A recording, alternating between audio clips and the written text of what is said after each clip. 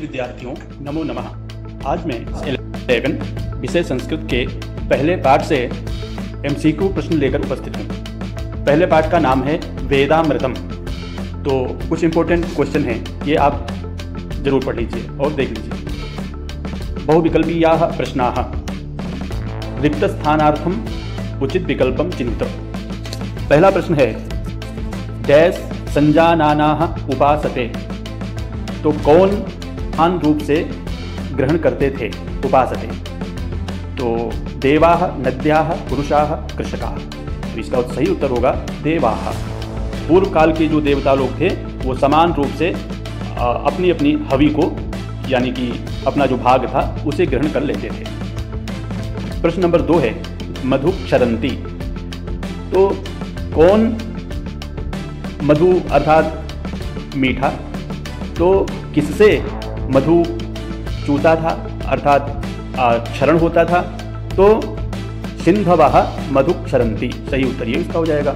सिंधवः मधु क्षरंती, सिंधवा यानी होता है नदियां और समुद्र। नंबर 3 में डैश शिव संकल्पम अस्तु, इसका सही उत्तर हो जाएगा में मनः शिव संकल्पम अस्तु, मेरा मन शिव संकल्पों से युक्त हो जाए।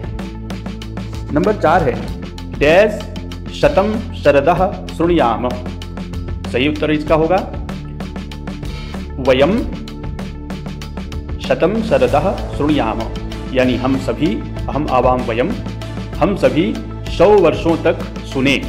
शतम यानी 100, शरदः यानी होता है वर्ष, और शृणुयाम यानी सुने। हम सभी 100 वर्षों तक सुनते रहें।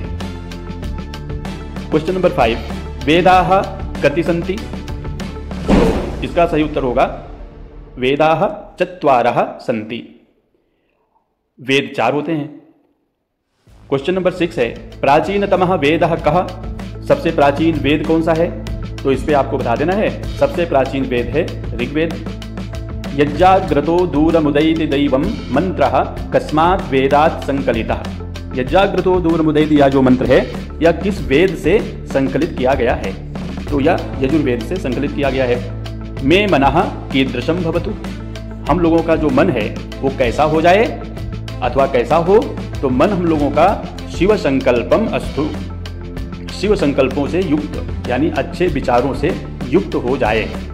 क्वेश्चन नंबर 9 है अस्माकं हृदयानि कीदृशानि स्युः, तो इसमें कहा गया है एक मंत्र है समानीव आकृतिः समाना हृदयानि वः समानमस्तु वो मनो यथा वः सुसहासति। तो ये अगर मंत्र आपको याद है, ऋग्वेद का मंत्र है, अगर आपको याद है, आपने पढ़ा है, तो आप जरूर इसका उत्तर दे दोगे कि समाना, अस्माकं हृदयानि समाना, हमारे हृदय कैसे हों? समान हों। और पूर्वे के संजानाना भागम उपासते, पूर्व काल में, पूर्व यानी प्राचीन काल में कौन समान रूप से भाग का ग्रहण करते थे, अपना अपना जो हिस्सा था उसको लेते थे?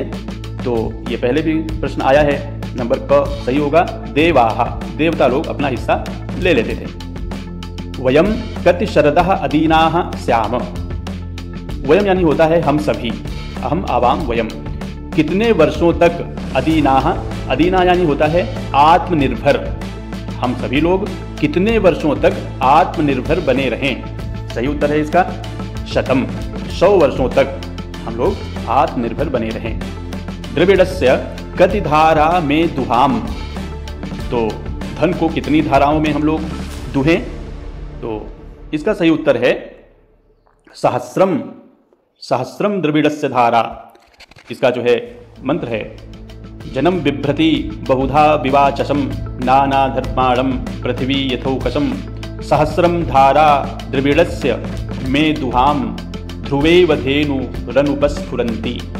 तो द्रविड़स्य सहस्रम धारा, तो इसका सही उत्तर हो जाएगा सहस्रम, सहस्रम यानी 1000। सिंधवः किम क्षरन्ति, सिंधुओं से क्या चूता है? सिंधु यानी जल, जल से क्या क्षरण होता है? तो जल से क्षरण होता था क्या? मधु, मधु यानी मिठास। संगच्छध्वम इति मंत्रः कस्मात् वेदात् संकलितः, संगच्छध्वम यह जो मंत्र है यह किस वेद से संकलित किया गया है? तो इसका सही उत्तर है ऋग्वेदात्। अस्माकम आकुति कीदृशी स्यात्। हम लोगों की जो आकुति है, आकुति यानी कहते हैं संकल्प, हम लोगों के संकल्प कैसे हों, तो अस्माकम आकुति समानी, अस्माकम आकुति समानी, हम लोगों के जो संकल्प हों वो कैसे हों, समान होने चाहिए हम लोगों के। अत्र मंत्रे यजमानाय इति शब्दस्य स्थाने कः शब्दः प्रयुक्तः। इस मंत्र में यजमान इस अर्थ के, इस शब्द के स्थान पर किस शब्द का प्रयोग किया गया है, तो इसमें ऋतायते शब्द का प्रयोग किया गया है। अस्मभ्यम इति कस्य शब्दस्य अर्थः। अस्मभ्यम यह किस शब्द का अर्थ है, ऐसा प्रश्न पूछते हैं। तो अस्मभ्यम शब्द का अर्थ होता है न, यानी हम सभी लोग। ज्योतिषाम ज्योति कह कथ्यते, यानी कि इंद्रियों को प्रकाशित करने वाली जो ज्योति है उसे क्या कहते हैं, तो वो है मन। मन के द्वारा सभी इंद्रियां प्रकाशमान होती हैं। माध्वी ही काह संतु, बोले भाई मीठी क्या हो जाएं, तो औषधयः, जो औषधियां हैं वो सभी मीठी हो जाएं, अच्छा फल देने वाली हो जाएं। पृथ्वी सूक्तम कस्मिन् वेदे विद्यते। पृथ्वी सूक्त किस वेद में है, तो ऋग्वेद में, यजुर्वेद में, सामवेद में, अथर्ववेद में। किसमें है, अथर्ववेद में है। सही उत्तर है अथर्ववेद। आकुति अस्य पर्याय पदम किम अस्ति। आकुति का पर्याय पद क्या है, तो आकुति का पर्याय पद है संकल्प। हम लोगों के जो संकल्प हैं वो समान हो। वह मनः कीदृशम अस्तु, हमारा मन कैसा हो, तो इसके लिए कहा गया है समानम अस्तु वो मनो, तो मन कैसा हो, समानम, मन समान होना चाहिए हम सभी का।